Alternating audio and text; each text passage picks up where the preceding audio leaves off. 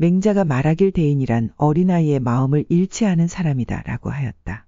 맹자의 이 구절에서 대인과 어린아이는 두 가지 의미를 가진다. 먼저 대인과 어린아이를 군주와 그가 다스리는 나라의 백성으로 해석하는 것이다. 군주는 백성의 마음을 헤아려서 그의 마음에 맞게 통치해야 한다. 다음은 말 그대로 어른과 어린아이로 해석하는 것이다.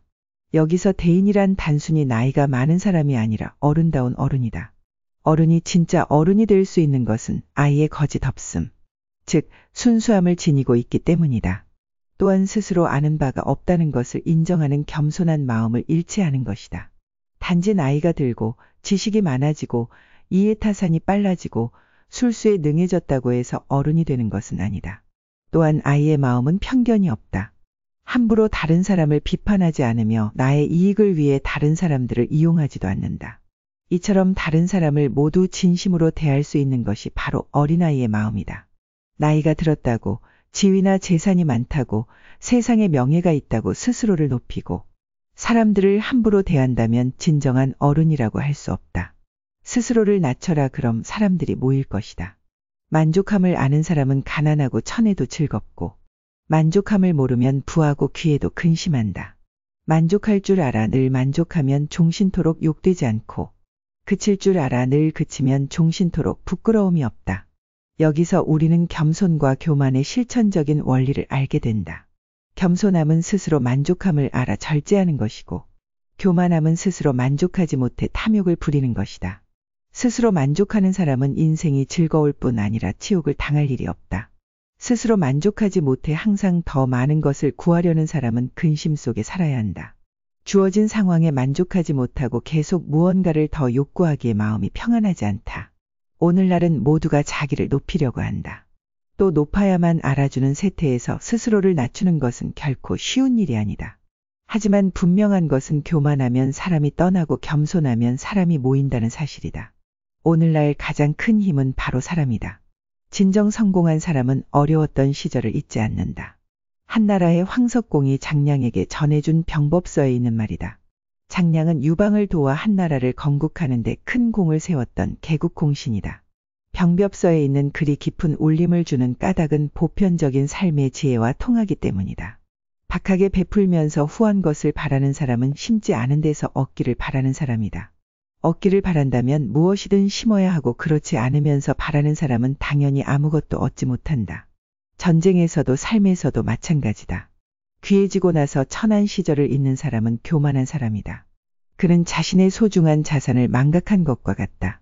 어려웠던 시절을 이겨내 성공을 거두기 위해서는 많은 노력과 인내 그리고 지혜가 필요했을 것이다. 만약 자신의 과거를 모두 잊어버린다면 이 모든 자산을 포기하는 것과 같다. 사람이 누리는 성공은 결코 지속되지 않는다. 그리고 그 옛날 자신과 같은 처지에 있는 사람들을 존중하고 응원한다. 단순히 불쌍해서가 아니라 그들의 미래와 잠재력을 인정하고 응원하기 때문이다. 맹자가 말하길 대인이란 어린아이의 마음을 잃지 않은 사람이다 라고 하였다. 맹자의 이 구절에서 대인과 어린아이는 두 가지 의미를 가진다. 먼저 대인과 어린아이를 군주와 그가 다스리는 나라의 백성으로 해석하는 것이다. 군주는 백성의 마음을 헤아려서 그의 마음에 맞게 통치해야 한다. 다음은 말 그대로 어른과 어린아이로 해석하는 것이다. 여기서 대인이란 단순히 나이가 많은 사람이 아니라 어른다운 어른이다. 어른이 진짜 어른이 될 수 있는 것은 아이의 거짓 없음, 즉 순수함을 지니고 있기 때문이다. 또한 스스로 아는 바가 없다는 것을 인정하는 겸손한 마음을 잃지 않은 것이다. 단지 나이가 들고 지식이 많아지고 이해타산이 빨라지고 술수에 능해졌다고 해서 어른이 되는 것은 아니다. 또한 아이의 마음은 편견이 없다. 함부로 다른 사람을 비판하지 않으며 나의 이익을 위해 다른 사람들을 이용하지도 않는다. 이처럼 다른 사람을 모두 진심으로 대할 수 있는 것이 바로 어린아이의 마음이다. 나이가 들었다고, 지위나 재산이 많다고, 세상에 명예가 있다고 스스로를 높이고 사람들을 함부로 대한다면 진정한 어른이라고 할 수 없다. 스스로를 낮춰라 그럼 사람들이 모일 것이다. 만족함을 아는 사람은 가난하고 천해도 즐겁고, 만족함을 모르면 부하고 귀에도 근심한다. 만족할 줄 알아 늘 만족하면 종신토록 욕되지 않고, 그칠 줄 알아 늘 그치면 종신토록 부끄러움이 없다. 여기서 우리는 겸손과 교만의 실천적인 원리를 알게 된다. 겸손함은 스스로 만족함을 알아 절제하는 것이고, 교만함은 스스로 만족하지 못해 탐욕을 부리는 것이다. 스스로 만족하는 사람은 인생이 즐거울 뿐 아니라 치욕을 당할 일이 없다. 스스로 만족하지 못해 항상 더 많은 것을 구하려는 사람은 근심 속에 살아야 한다. 주어진 상황에 만족하지 못하고 계속 무언가를 더 요구하기에 마음이 평안하지 않다. 오늘날은 모두가 자기를 높이려고 한다.